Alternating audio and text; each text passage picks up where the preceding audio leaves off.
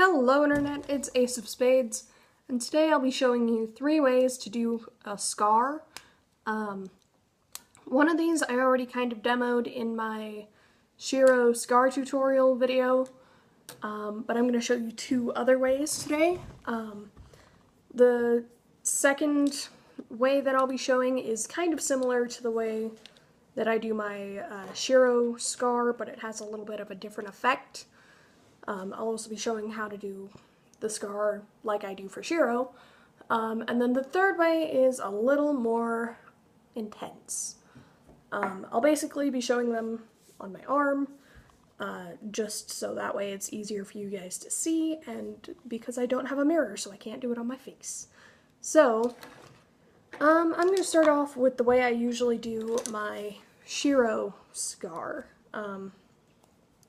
What I usually use is this double-sided lip liner from Ulta Beauty.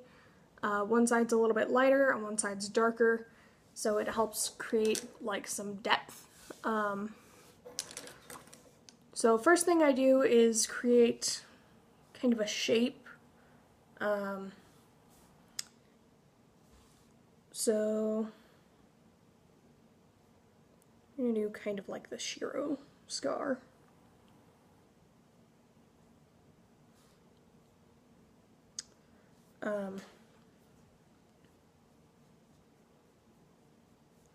So you create kind of your basic shape in the lighter color, and then go in with the darker one and fill it in.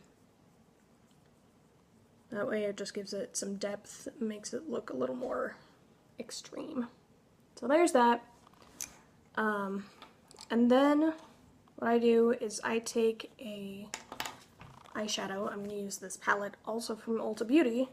I don't know why so much of my stuff is from Ulta, but you know, it's fine.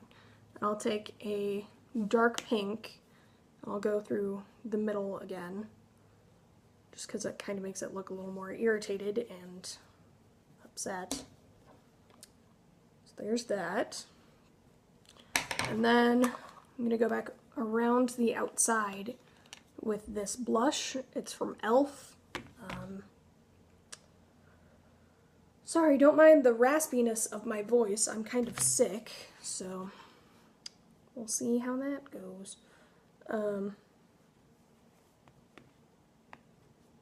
This poor table. I'm getting makeup all over it. So there's kind of that one. I'd normally try to make it a little bit darker, but I'm going to try to keep this quick. Anyway, there's scar number 1. Scar number 2 is very similar, but it creates kind of an older look. So what I'm going to start out with is a silver eyeliner pencil. If you have a white one, use that. I don't have one on hand, / I can't find mine, so I'm going to use the silver one. This is better for like thinner scars than the thick ones, but you know, that's fine. So you're going to make the line of where you want your scar. It's right there. I don't know if you can see it very well, but then you're going to take a really lightly colored lip liner. This is like almost a silvery pink, and you're going to go along one side of the scar. This helps you create a highlight and a low light. So there's that. And then kind of blend them a little bit. You can use either your finger or you can use a beauty blender, but that might blend it a little too much.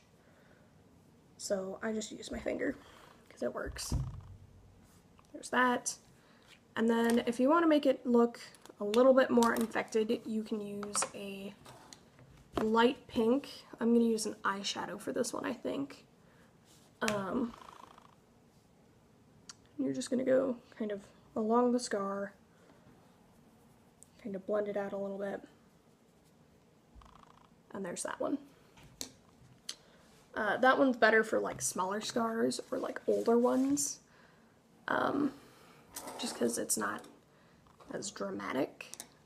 So the next one, it's a little bit more extreme. So for this one, you're going to use something called rigid collodion. It can be very expensive. This 1.5 ounce bottle was $6. but you can find it at pretty much any Halloween store or online. You can find them. So basically what you're gonna do, I highly recommend putting a tiny bit just like on your skin just to make sure you're not allergic to it before you like put a lot on. But what you're gonna do, you're gonna spread it on your, well, whatever body part slash however you want your scar to look. You're gonna put it on that in whatever shape, and it's going to essentially pucker up your skin and make it look like your skin is actually scarred. It'll create the illusion of scar tissue, essentially. The more you layer it on, the more dramatic your scar is gonna look. So I'm putting some on my arm right now, and I'm waiting for it to start doing its thing. And naturally you're not going to be able to see it very well because it's clear.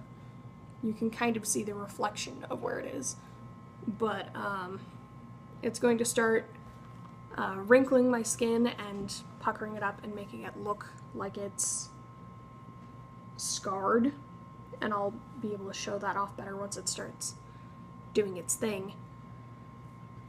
Which it's starting to.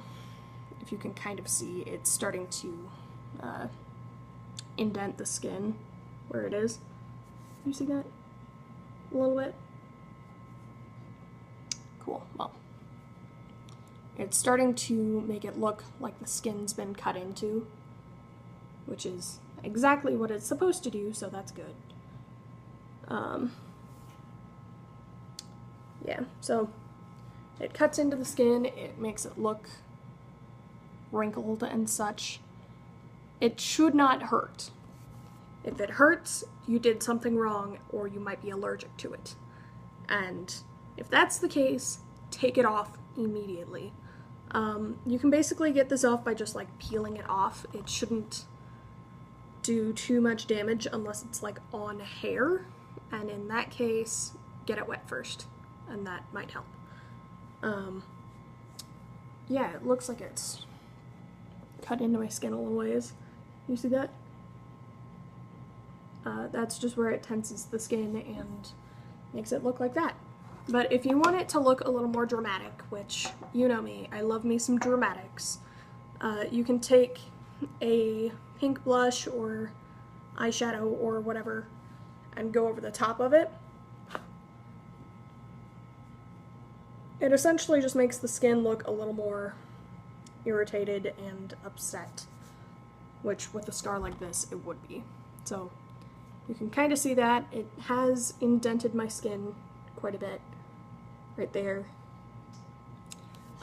Yeah, anyway, that's how to do a scar like I do my Shiro one, how to do a scar not like I do my Shiro one, but similar, and how to do a scar with rigid collodion. I hope you guys enjoyed. If you want me to do more of these tips and tricks of makeup things, you can let me know in the comments or leave a like on the video, and if there's enough or enough demand of a certain thing, I might try to do it. Yeah, anyway, that's all I've got for you guys this week, and I will see you in the next video. Bye, guys!